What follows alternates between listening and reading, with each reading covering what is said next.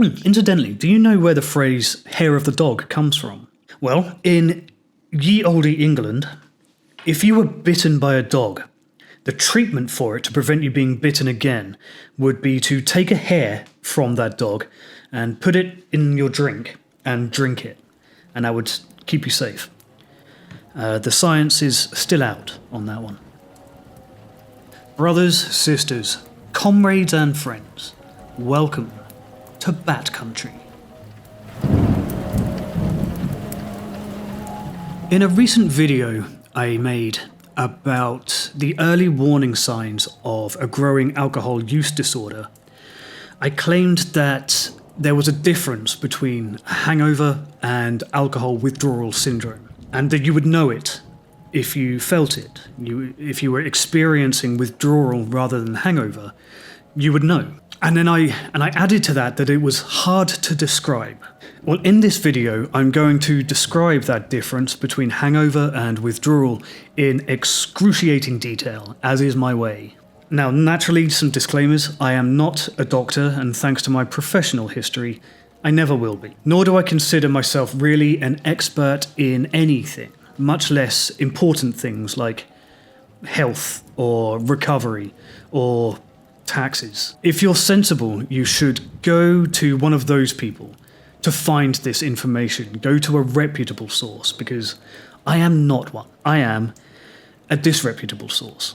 But as a person who has walked right up to the edge of the alcoholic cliff and peered straight down into that abyss over and over again, and barely made it back alive, I do have a lot of experience both in hangovers and in withdrawal.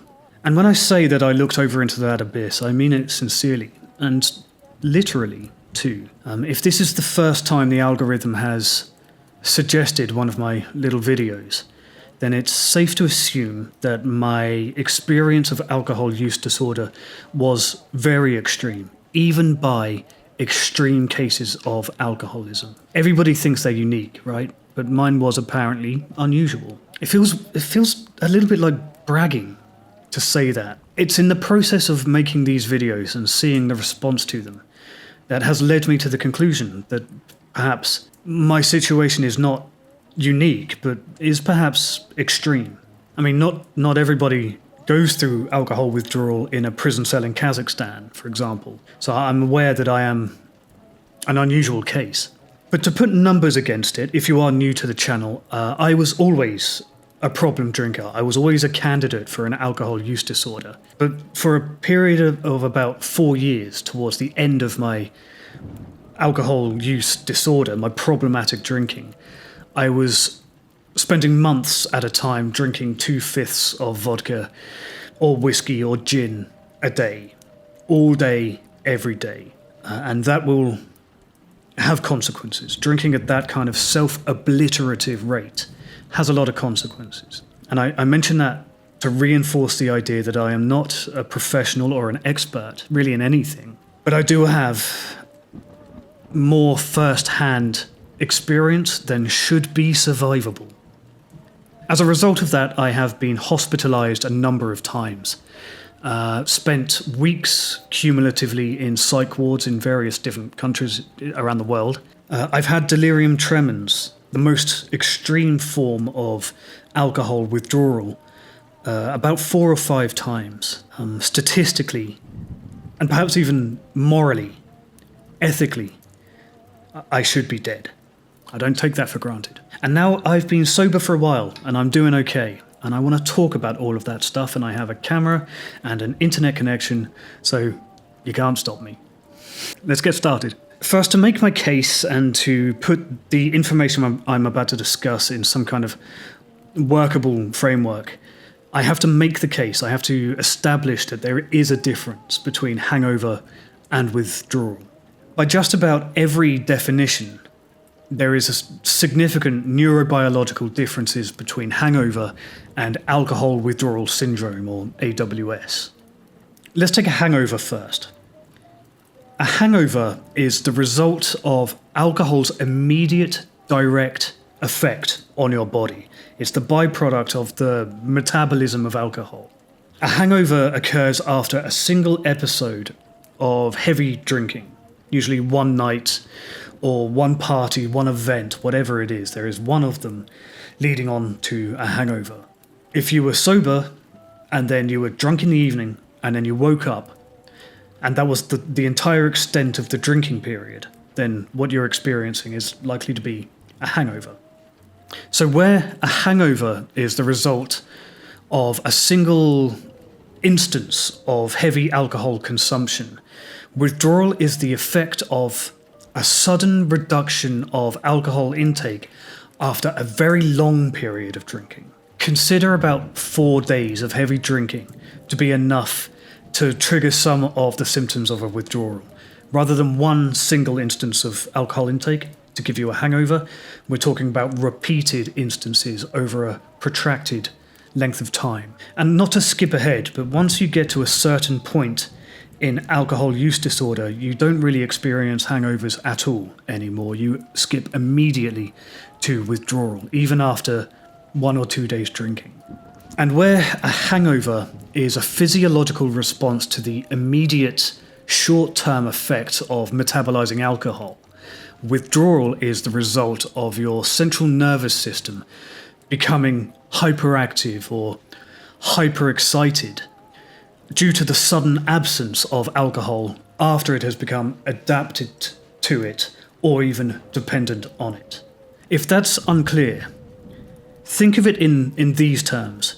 A hangover is like the jet lag that you experienced after a long flight, whereas alcohol withdrawal syndrome is like the muscle wastage you would experience after spending 3 months on the International Space Station. They are different things. Hangover and withdrawal are nearly incomparable. They are the products of distinct and different processes. While hangovers and withdrawal, especially acute alcohol withdrawal, are completely different, barely related biological mechanisms, there are a few commonalities. Naturally, one of those commonalities is that they are both the product of the intake of alcohol. In other words, they are both physiological reactions to the presence of a toxic substance in the body. They both induce things like headaches and unsettled digestion, restlessness, irritability, anxiety. But those symptoms are caused by different things, which is why they also manifest differently. Hangxiety is very different from the kind of paranoid anxiety you might feel as a result of withdrawal. And they're the result of different things. So the headache and the digestive problems you feel as part of a hangover are usually the result of things like low blood sugar, right? And dehydration from the diuretic effect of alcohol. In withdrawal, those same sensations are because chronic alcohol use leads to adaptive changes in your brain's neurotransmitter systems, in your neurochemistry. Alcohol changes things if your pattern of drinking is a very prolonged and chronic one. I'm not going to go too deep on the science, the GABA receptors and the glutamates and the acetaldehyde and all of that stuff, because I'm just not the person to do it. I am not a scientist. I'm not an expert, as I said. I have only a passing understanding of these topics. So the way that I understand it is that I have enough knowledge to know firsthand, provably, that the level of alcohol I consume during periods of relapse is causing and has caused brain damage. That's all I need to know. So instead of talking about the science, there are many reputable sources out there. As I said, I am a disreputable source. Go and listen to some scientists talking about that. Instead, I will talk from experience about the sensations that are different between hangover and withdrawal. And as I mentioned, by the first time I really tried to get sober, which was something like a little more than 4 years ago now, I was not experiencing hangovers anymore. Not at all. Due to the nature of the kindling effect, which I've spoken about previously, that's the name we give to the phenomenon of alcoholic withdrawal getting more difficult and more painful every time it's experienced. I was no longer experiencing hangovers, I was immediately experiencing withdrawal every time. A single day of relapse might cause me to experience acute, severe alcohol withdrawal rather than hangover. And once you've reached that stage of alcohol use disorder, where you are drinking to alleviate the symptoms caused by drinking, waking up in the morning and reaching straight for the bottle, you're past the point of hangovers. A hangover would be like a birthday party at that point. And it's very likely you will never get back to the relative paradise of a hangover. You are in withdrawal town. You don't go back to moderate drinking after that, incidentally. No one does. It's over. It's time to quit.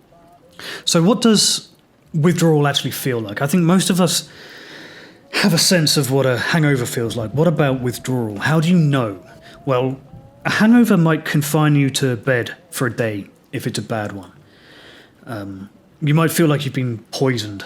So you'll be over the worst of it by 48 hours for sure.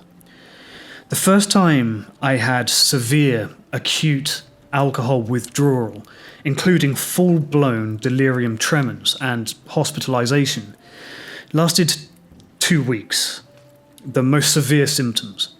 There was 1 week of hospitalization and detox, and that included hallucinations and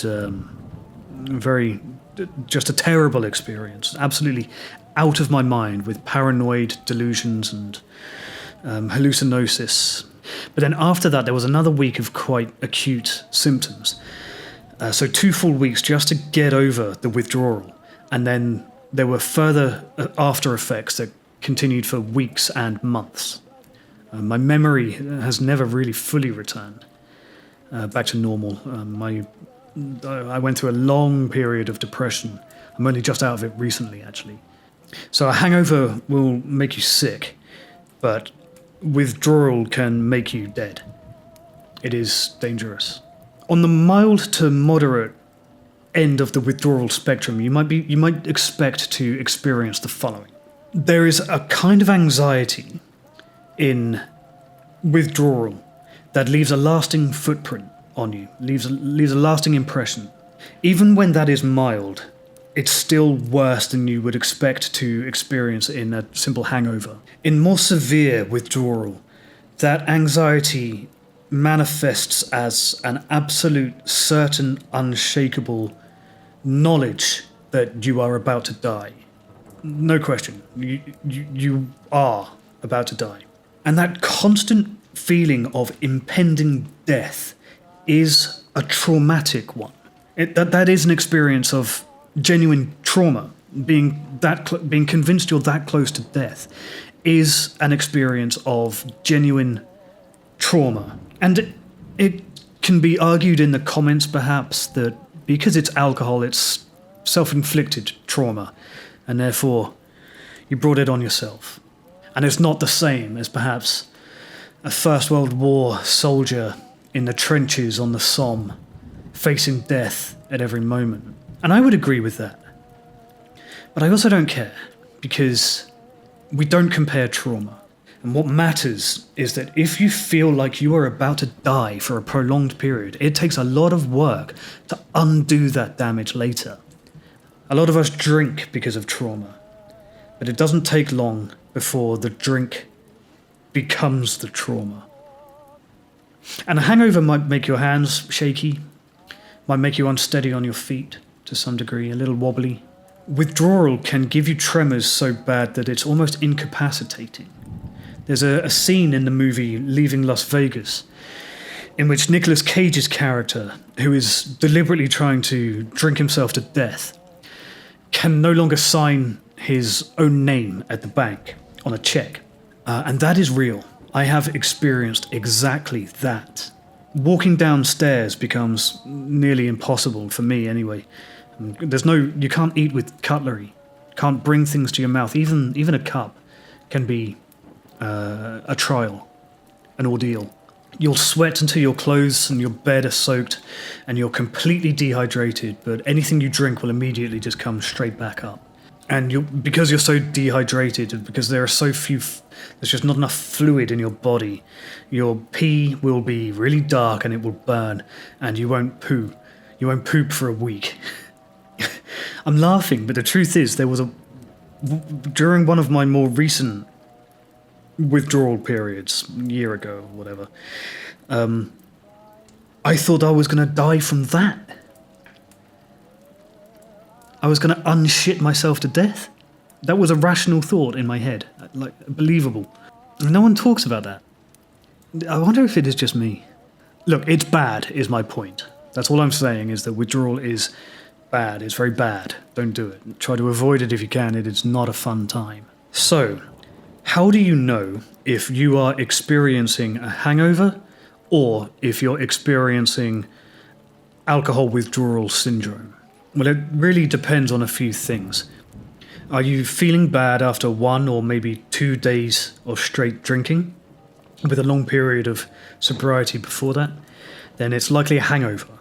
However, if it's part of a pattern, if you had been drinking for several days, or if you are, like me, an episodic drinker, which is a slightly classier way of saying a binge drinker, and you go through these periods of heavy drinking regularly, then you could be looking at withdrawal, which is much more serious. That is, in a lot of cases, a medical emergency. Now, it takes a day, roughly, for a hangover to dissipate after your last drink. But it takes a day for withdrawal to begin, in my experience. Really, for me, like, I'll go to hospital if I need to, which I do, about 48 hours after my last drink. Even with tapering down, the few times I've tried that. It's 2 days is when things get really rough. A hangover, if your hangover hasn't ended by the time withdrawal is supposed to have started, then you might want to consider medical help. But it's really going to be up to your own discretion to figure out how you're feeling, but the chances are, if you found this video and the title that I gave it because you are searching for a distinction between hangovers and withdrawal, because you perhaps wonder if you are going through withdrawal, well, what does that say about your relationship with alcohol? But there is one thing that I can speak from personal experience on. One sensation which only occurs in withdrawal. It is extremely hard to describe, but it's something like the feeling of static electricity all through your body. If you're old enough like me to remember cathode ray TVs, you remember that crackle after you turn them on, that kind of electrical crackle.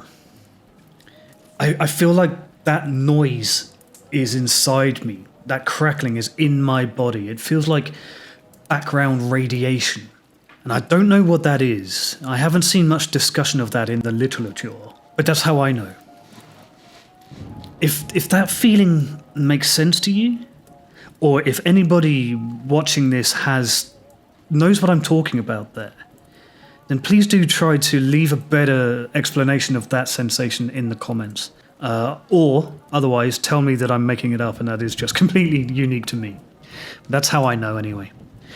The long and short of this is that I think Finland has the best and most laconic definition of this.